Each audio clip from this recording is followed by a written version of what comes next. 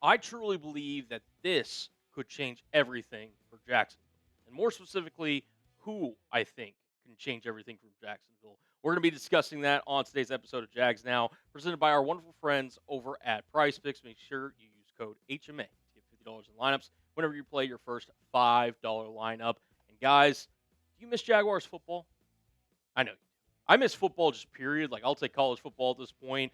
Pro football, whatever the case may be. It's nice that we've got the World Cup and everything going on, but I want American football back. And if you are like me and you want the real thing back, hit that like button and let's get into today's show.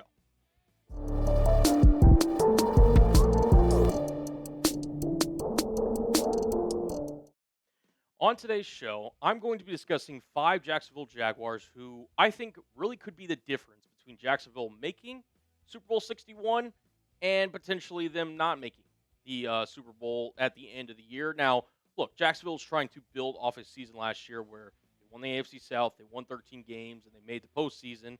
They want to continue that upward trajectory. So, without any further ado, let's get into, I think, 5 game changers for the Jacksonville Jaguars in terms of if they have a big season, it's probably due to one, if not all, of these 5 guys having big years.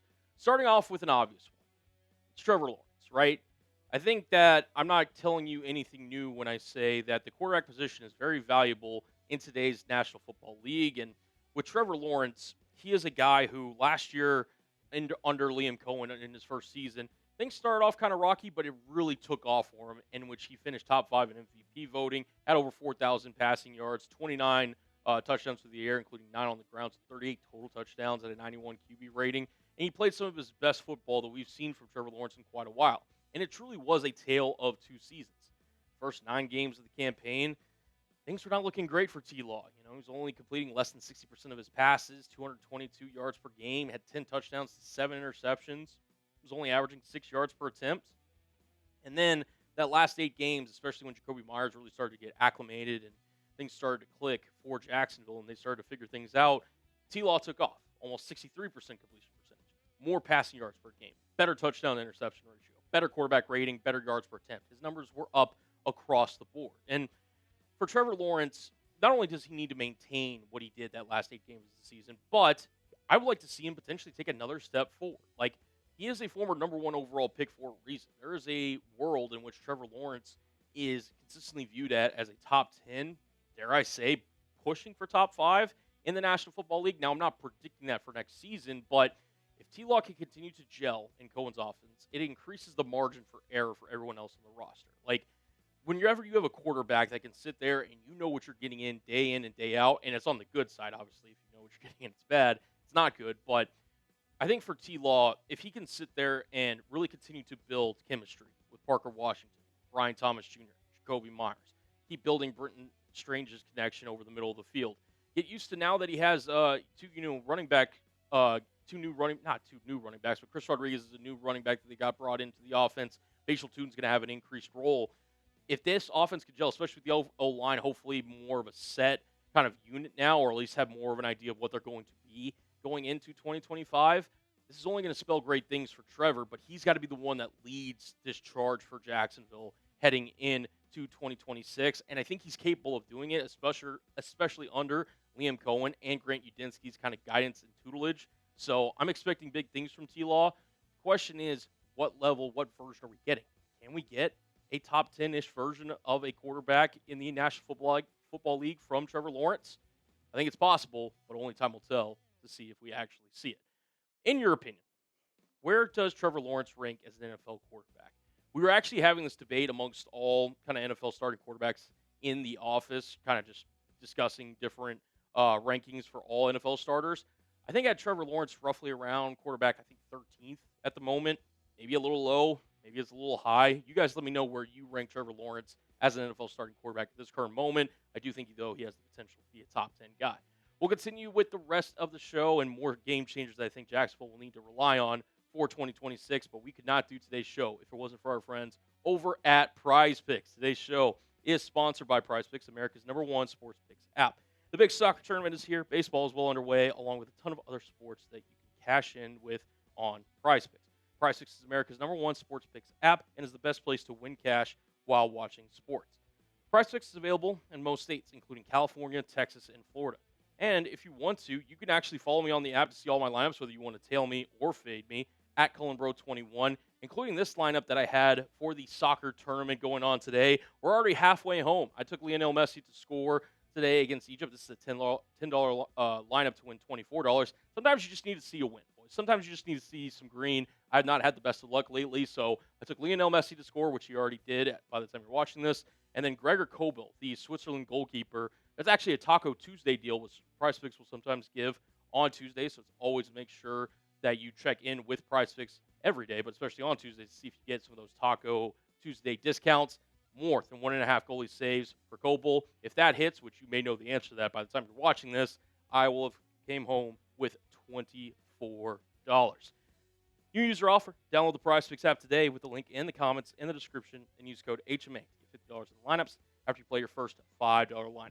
That's code HMA to get $50 in the lineups after you play your first $5 lineup. PricePicks. It's good, right?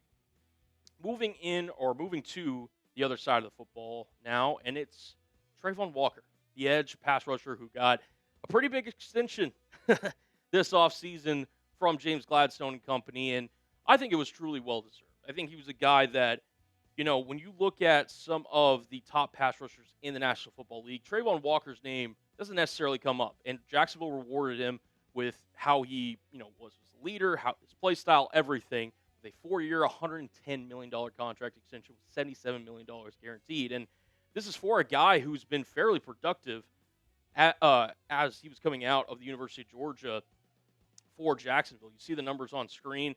He's had multiple seasons with 10-plus sacks. Had a couple seasons where he had almost 60 pressures. Hasn't quite lived up to that number one overall pick billing, but it's not like he's been a bad player, and we can look at his PFF grades here on screen. Walker has been somebody that, especially over the last 2 years, I think has really developed into a well-rounded game, more of a power rusher. Was asked last year to play in kind of different spots to try to create some pass rush win rate in terms of the Jaguars' defensive line, and he was able to do so. Was very valued in Anthony Campanelli's scheme. My question for Walker, though, is what is it going to take for him to make that next leap? Like, I know he's been really good, and he was deserving of that contract extension. I'm not saying he's a bad player by any means, but if you're Jacksonville, Josh Hines-Allen, you know what he's going to be on a day-in and day-out basis. I think that on any given Sunday, Travon Walker has the ability to challenge, if not surpass, Josh Hines-Allen as a pass rusher in the NFL. And Josh Hines-Allen's a really good pass rusher. Can Travon Walker be that 1B to 1A scenario of Josh Hines-Allen and really kind of maybe perform to a level that we have not seen he's performed at in Jacksonville so far? I think it's possible. And if Jacksonville looks to be a Super Bowl contender, it really helps your pass rush if you have two guys that you can trust get home to the quarterback, which they did not do a lot of last season. I look for Travon Walker and Josh Hines-Allen to a lesser extent get back to their ways of getting home to the quarterback. Moving back to the offensive side of the ball here, where we've got Brian Thomas Jr. Yes, the arguable offseason MVP for Jacksonville based on all reports. I mean, there's a lot of hype around Brian Thomas Jr. Going into the season, and it's a really good thing, right? We've talked about it ad nauseum this offseason. The pros of 2024, his rookie year, he came out firing, guns blazing, and then last year, not so much. James Gladstone, though, and Liam Cohen from the get-go, from their first offseason press conference to the media, have said, we believe in Brian Thomas Jr., he's a big piece of this puzzle, we value him going forward. And, he is going to be a big part of this passing offense and really a big part of this wide receiver room. Parker Washington, I think, is the safest bet in terms of a guy that I believe is going to be a reliable target on this offense. I mean, he was the guy for Jacksonville the last month of the season. Jakobi Meyers is a veteran that I'm not really expecting to see a lot of, headlines, as it were, in terms of noise around Jakobi Meyers, the former Las Vegas Raider, but I know he's going to show up whenever the season turns on. I'm not worried about Jakobi Meyers. But BTJ, he, to me, has the highest ceiling for any wide receiver on the Jaguars roster. And I say that with respect to Parker Washington, because I think he's really maximizing a lot of his talent. Jakobi Meyers, I think, is a hell of a talent. But if Trevor Lawrence and Liam Cohen really want to build this offense into a level that is more downfield passing attack, is more, threatening to defenses, and really takes that next step in terms of maybe challenging to be a top 5 across the board offense, BTJ is going to be a big part of that, given his 4.3 speed, given his pedigree, given his route running ability, given his run after catch ability, given all of his talent. If he can put it all together and really gel with Trevor Lawrence, which it seems like they're doing so far, and again, this is, through OTAs, minicamp, and all that sort of stuff. If he can carry that into training camp, into preseason, and then when the pads are fully on, the lights are bright, Brian Thomas Jr., this offense really raises the roof if he is at his apex, which we saw a little bit of his rookie campaign. I hope that he's closer to that than he was the version of what we saw last year with the former LSU Tiger. But I want to hear from you guys. We've kind of asked this question, but I want to get another gauge because there's been, up and down, not up and downs, but there's been a lot of oh, Parker Washington's had a really good day. Oh, Brian Thomas Jr.'s had a really good day. Even Jacoby Myers, it's like, don't sleep on him. Who do you guys think is going to be the Jaguars wide receiver 1 for this upcoming season? Type PW if you think it's going to be Parker Washington. Type BTJ if you think it's Brian Thomas Jr. Or type JM if you think it is Jacoby Myers. Back to the defensive side of the football now. Ventrell Miller, a guy who has got a fairly big set of shoes to fill in former second-team All-Pro Devin Lloyd, who obviously left this offseason. He now steps into a starting linebacker position with him gone. We're going to talk about his potential impact and why I think he could be a game changer for the Jacksonville Jaguars here in just a moment. But we also are sponsored by our wonderful friends over at SeatGeek. Today's show is made possible by SeatGeek. Use code CHAT10 to get 10% off your next set of tickets. MLB is in full swing. The World Cup is here, and you can get tickets to all different types of sporting events on SeatGeek. The NFL schedule is officially released, and SeatGeek is the best place to go if you want tickets to a Jaguars game this year. Now, personally, I'm going to be calling Jaguars games from our studios here in Dallas, Texas, but wherever you are across the country, you can catch Jaguars games, even if you're international. I mean, the Jaguars, they play both the Texans and the Eagles overseas in London. So if you're across the pond, you can catch a Jaguars game. But to kick off Jacksonville's season, the Jaguars take on the Browns at home, and you can get tickets with SeatGeek for as low as $179. Whether it's a ball game, concert, or any other event, SeatGeek is the place to go as they have your back when purchasing tickets. Each ticket is rated on a scale of 1 to 10, so you know you're getting a good deal. Look for the green dots as they mean good, red dots mean bad. Use code CHAT10 for 10% off your next set of tickets at SeatGeek. That's 10% off any tickets with promo code CHAT10. Make sure you click the link in the description to download the app and have the code automatically added to your account so you can use it later. Thank you, SeatGeek. As we look at Ventrell Miller's production last season, you notice they're up at the top. He only had 2 starts last year. And that was largely in part that Anthony Campanelli was trying to find the right combination of skill talent because there was some question marks, believe it or not, about Devin Lloyd and how he was going to be able to fit as a former first-round pick. And he followed that up with having one of the best seasons by a linebacker in the National Football League last year. So Ventrell Miller didn't get necessarily a lot of snaps. That being said, when he did get out there, he did contribute, right? 38 tackles, he had 4 pass breakups, did have an interception, 2 forced fumbles, and he graded out really well per Pro Football Focus. Overall, 72. Run defense, he was really stout at 82. Even pass rush, he gave you a little bit of reps as a blitzing linebacker at 73.7. Coverage needs a little bit of work, but you're now stepping into a role where you're expecting him to play alongside Foye Oluokun in kind of that 2 linebacker kind of base middle of that Campanelli defense. And, you don't need Ventrell to be the level of Devin Lloyd. That's way too high of an expectation coming from a guy that's never going to have this kind of level of workload that he's about to have for 2026.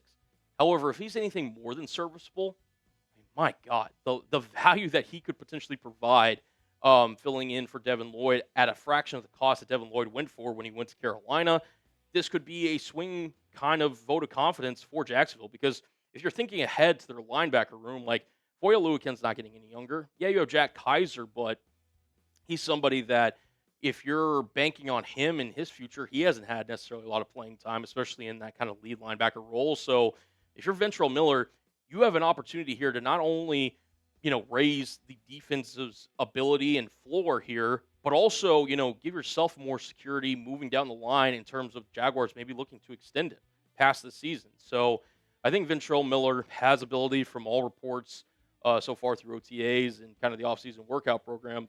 He's been very vocal. He's been very engaged. And I do have high hopes. The question is, can that ability back up all the hype surrounding him?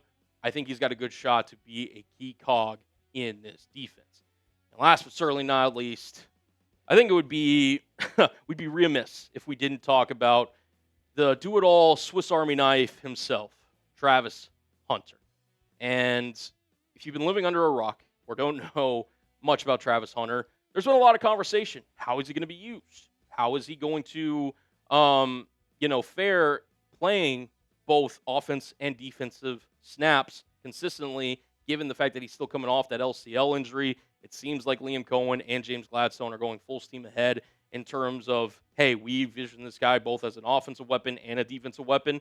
Last year, he had a 2-to-1 snap count difference in terms of offensive to defensive snaps, and didn't result in a lot of production. I still think they were trying to figure out how he was going to be used. He did have that one huge game against the Los Angeles Rams, ironically in London. But as a cornerback, had 3 pass breakups, but not quite the return that you were hoping for from a number 2 overall pick, especially given the draft capital that you gave up for Travis Hunter. By far, I think it's safe to say Travis Hunter is the biggest X factor for the Jacksonville Jaguars heading into 2026.